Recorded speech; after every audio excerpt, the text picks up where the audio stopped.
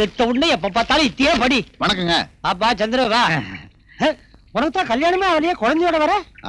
இது கீழ் வீட்டு பாப்பா, என் கூட ரொம்ப அட்டாச்மெண்டா இருப்பா. எங்க போனாலும் நானும் வரேன்னு அடம் பிடிப்பா. ஆனா சரியான வாலு. போதும் போதும், சாம்பிளுக்கு இது போதும். சீன் எங்க? சீனுவா காலையில 7 மணிக்கே பேங்க் போயிட்டானே. 7 மணிக்கு பேங்க்ல பெருக்க கூட ஆள் வந்திருக்காது. பெருக்கத்தான் போயிருக்கானோ நம்ம.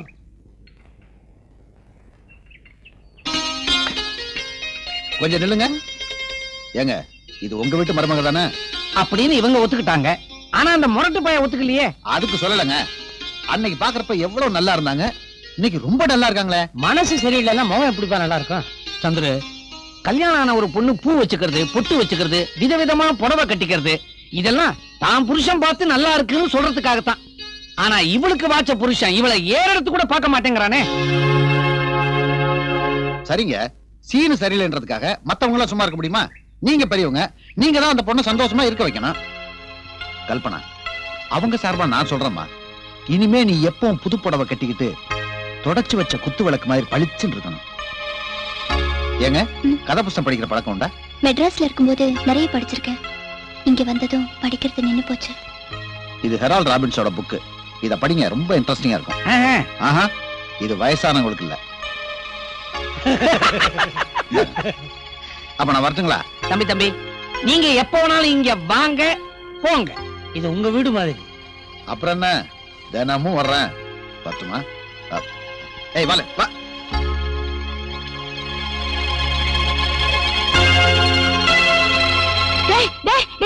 அங்க என்னடா பண்ணிட்டு இருக்க? என் சட்டை காத்துல பக்கத்து வீட்டு மேல விழுந்துருச்சு, அதை எடுத்துக்கிட்டு இருக்கேன். நீ தாலி விட்ட பொண்டாட்டி பேர் வளர்ந்து பயந்துட்டு இருக்க. நீ காத்துல போன சட்டை பத்தி கவலைப்பட்டு இருக்கியா? என்னமா சொல்ற நீ? இந்த பாருடா, உன் சிநேகிதன் சந்துரு இங்க அடிக்கடி வரது எனக்கு கொஞ்சம் கூட பிடிக்கவே இல்ல. கல்பனாவை பார்த்து அந்த புடவை கட்டிக்க, இந்த புடவை கட்டிக்க, அப்பதான் நீ அழகா இருப்பேன்னு சொல்றான். கண்ட கண்ட புத்தகத்தெல்லாம் கொண்டு வந்து கொடுத்து அவளை படின்னு சொல்றான். டேய், என் தலைவிதிடா, எல்லாத்தையும் பார்த்துக்கிட்டு பேசாம இருக்கேன். இந்த விஷயம் அப்பாவுக்கும் கல்யாணம் தெரியுமா? 2 பேரும் தாண்டா. அவன் கூட சிரித்து பேசிட்டு அடிக்கடி வான்னு சொல்லி போறாங்க. அவன் வர்றதும் பாக்குறதும் பேசுறதும் போறதும் எனக்கு கொஞ்சம் கூட பிடிக்கவே இல்லை. இனிமே நீ எதை பத்தியும் கவலைப்படாத.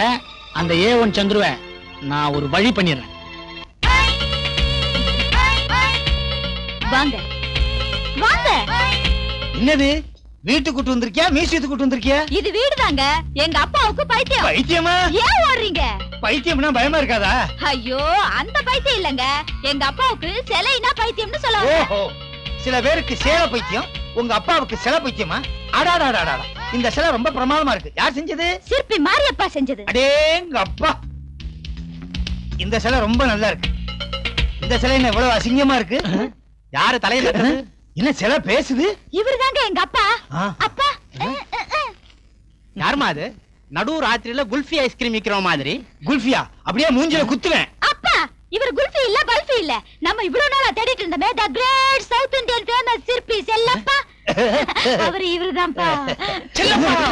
என்னப்பா செல்லப்பா? செல்லப்பா, என்னையா பண்ண போற? உங்க உளி எங்க? அது எடுங்க, நான் கண்ணுல தொட்டு ஒத்திக்கிறமே. எங்க? உள்ள இருக்கு, எடுங்க. இந்தா. என்ன உங்க உளி இவ்வளவு பெருசா இருக்கு? கண்ணாடி போட்டிருந்தா பெருசா தான் தெரியும். இப்ப பாருங்க, என்ன உளியவே காணோம். இதை எடுத்துட்டேன்ல, அதனாலதான். என்ன அது சின்னதா இருக்கு பெருசா இருக்குன்னு. குடியா அப்படி. அம்மா, அப்பா, அந்த ஆயுதத்தை தொட்டு கும்பிட்டுக்கம்மா. அதான் நம்ம குலதெய்வம், குடும்பத்துக்கு நல்லது. அது என்ன நாயா?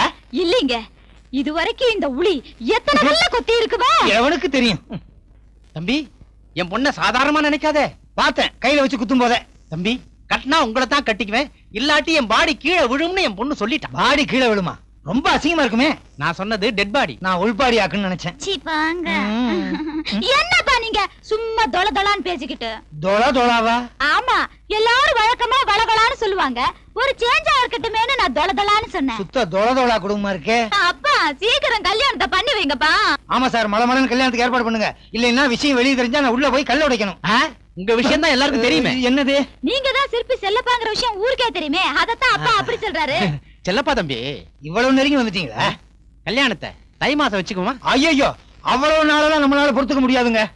இதுதான் தை மாசம் வச்சுக்குங்களேன். ஆனா ஒரு கண்டிஷன். என்னது? கல்யாணத்தன்னைக்கு பொண்ணை மாத்திடுவீங்களா? அப்படி மாத்தி தானே நான் மாட்டிக்கிட்டேன். அந்த நிலைமை என் பொண்ணுக்கு வர விடுவேனா?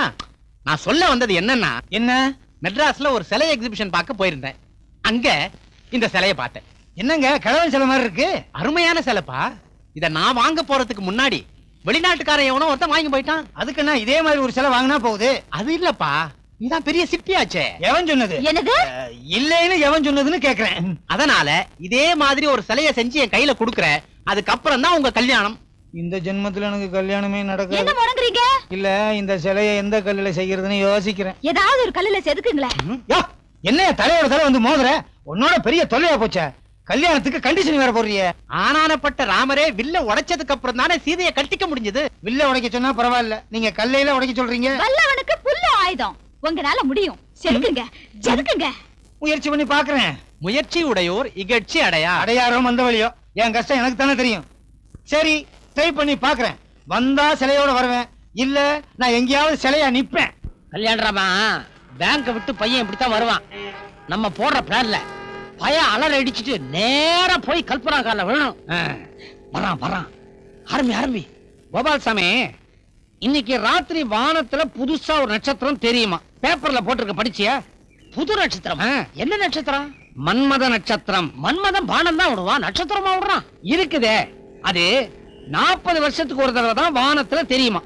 அத தம்பதிகள் சேர்ந்து பார்த்துட்டாங்கன்னா அப்புறம் யுக யுகாந்திரத்துக்கு அவங்கள பிரிக்கவே முடியாது.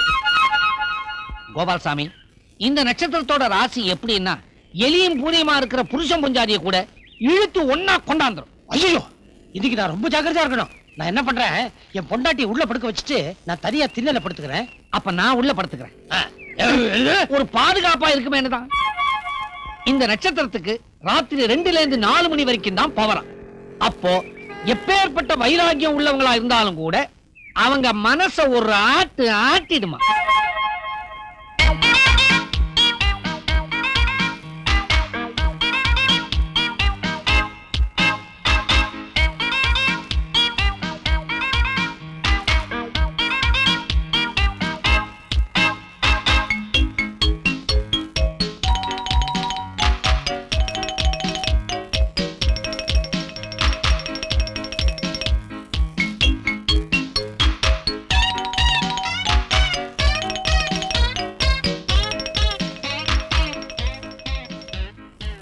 இதுக்கு மேலேயுமா மன்மத நட்சத்திரம் ஒர்க் பண்ண போகுது?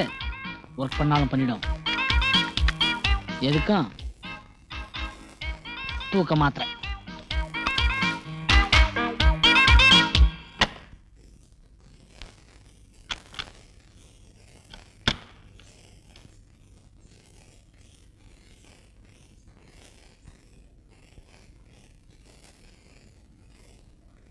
தூக்கமா?